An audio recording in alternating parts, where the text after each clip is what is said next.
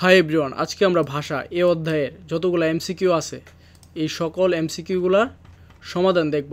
এটা হলো অধ্যায়ের যে এমসিকিউগুলো আছে এই এমসিকিউগুলোর সমাধান, এবং তাছাড়া আমরা তোমাদের জন্য এক্সট্রা এমসিকিউ তৈরি করেছি। মানে এই অধ্যায় থেকে যতগুলো এমসিকিউ তৈরি করা যায় এরকম অনেকগুলো এমসিকিউ তৈরি করেছি যাতে তোমাদের পরীক্ষায় কমন পড়ে। তো চলো প্রথমে আমরা এই যে অধ্যায়ের যে এমসিকিউগুলো দেওয়া আছে এগুলোর সমাধান করি। প্রথমটা কি বলছে দেখো, বাংলা ভাষার উৎসমূল কোন ভাষা? এটা হলো ইন্দো ইউরোপীয় মূল ভাষা। 2 নম্বর, নিচের কোন বাক্যটি সাধু ভাষার উদাহরণ? আমি আজ সুস্থ বোধ করিতেছি। তো সাধু ভাষা সম্পর্কে বইয়ের মধ্যে কি ডিটেলসে দেওয়া আছে, আমরা ওইগুলো পরে দেখব। তারপর দেখো, আমি আজ সুস্থ বোধ করিতেছি বাক্যটি একটু লম্বা এবং আনুষ্ঠানিক শোনায়। কেন? কারণ এটি সাধু ভাষায় লেখা। এই বাক্যটি সাধু ভাষার কারণ ক্রিয়াপদ করিতেছি আছে। সাধু ভাষার ক্রিয়া শেষে ইতেছি, আসি, বেন ইত্যাদি যোগ হয়। সাধু ভাষার বাক্য সাধারণত দীর্ঘ হয়। 3 নম্বর প্রশ্ন, চলিত ভাষার বৈশিষ্ট্য কী? ক্রিয়াপদের রূপ সংক্ষিপ্ত হয়, সর্বনাম পদের রূপ সংক্ষিপ্ত হয়, নাকি উচ্চারণ খুবই গুরুগম্ভীর হয়? তো সঠিক উত্তর কী হবে? 1 ও 2। ক্রিয়াপদের রূপ সংক্ষিপ্ত হয় এবং সর্বনাম পদের রূপ সংক্ষিপ্ত হয়। তো এখন আমরা এই অধ্যায় থেকে যতগুলো এক্সট্রা এমসিকিউ আমরা তৈরি করেছি এই সবগুলোর কি সমাধান দেখব। মানুষ পরস্পর ভাব বিনিময়ের প্রয়োজনে কিসের উদ্ভব ঘটিয়েছে? ভাষা।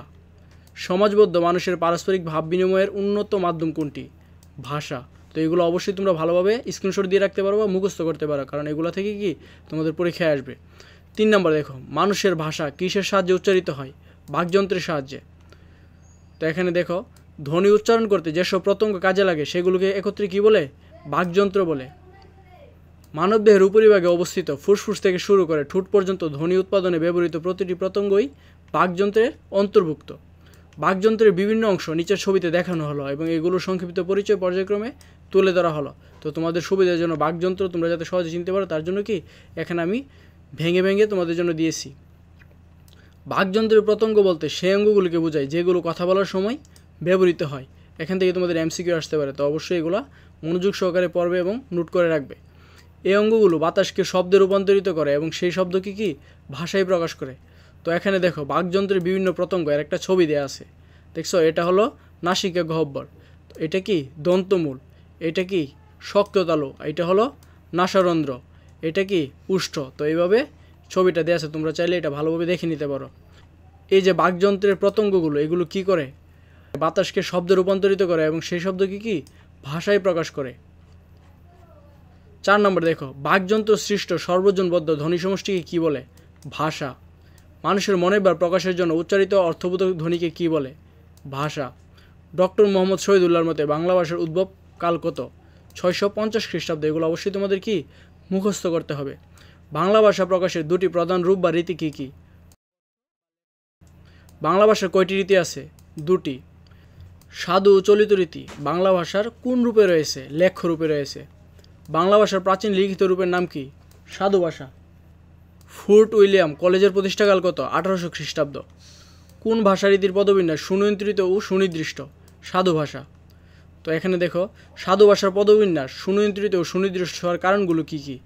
এখানে যে কোন ভাষার পদবিন্যাস সুনিয়ন্ত্রিত ও সুনির্দিষ্ট, এটা হলো সাধু ভাষা। কেন? কারণ এটা কি ব্যাকরণগত নিয়ম মেনে চলে। সাধু ভাষা ব্যাকরণের সুনির্দিষ্ট নিয়ম অনুসরণ করে, ফলে এর পদবিন্যাস একটি নির্দিষ্ট কাঠামো মেনে চলে।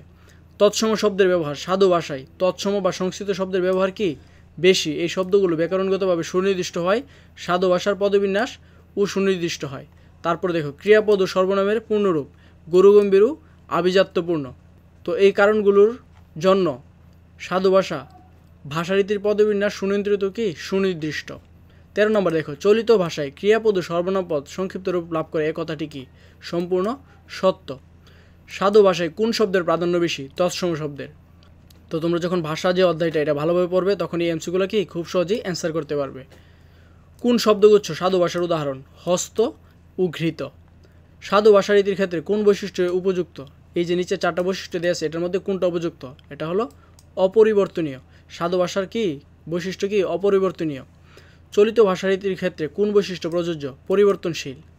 সাধু ও চলিত রীতির পার্থক্য কোন পদে বেশি? ক্রিয়া ও সর্বনাম পদে। ভাষার কোন রীতি তদ্ভব শব্দবহুল? চলিত রীতি। কথাবার্তা, বক্তৃতা ও নাটকের সংলাপের জন্য কোন ভাষা অধিক উপযোগী? চলিত ভাষা। বাংলা ভাষার সাথে কোন ভাষার ঘনিষ্ঠ আত্মীয়তা রয়েছে? সংস্কৃত। তারপর দেখো, কোন ভাষা থেকে বাংলা ভাষার উদ্ভব হয়েছে? প্রাকৃত। ভাষাভাষী জনসংখ্যার দিক দিয়ে পৃথিবীতে বাংলা ভাষার স্থান কততম? চতুর্থতম। কোন ভাষা থেকে বাংলা ভাষার জন্ম হয়? বঙ্গকামরূপী। চলিত রীতির প্রবর্তন করেন কে? প্রমোদ চৌধুরী। ভৌগোলিক ব্যবধান বা অঞ্চলভেদে ভাষার যে বৈচিত্র্য দেখা যায় তাকে কি বলে? উপভাষা। বাংলা ভাষায় চলিত রীতির বিশেষ বৈশিষ্ট্য কোনটি? কৃত্রিমতা বর্জিত। তো আমাদের যে ভাষা যে অধ্যায়টা, এই অধ্যায় থেকে কি যতগুলো এমসিকিউ তৈরি করা সম্ভব আমি তোমাদের জন্য কি ততগুলো এমসিকিউ তৈরি করেছি, যাতে তোমাদের পরীক্ষায় যেভাবে প্রশ্ন আসুক না কেন তোমরা কমন পেয়ে যাও। তো আজকের ক্লাসটি এ পর্যন্তই। ধন্যবাদ সবাইকে।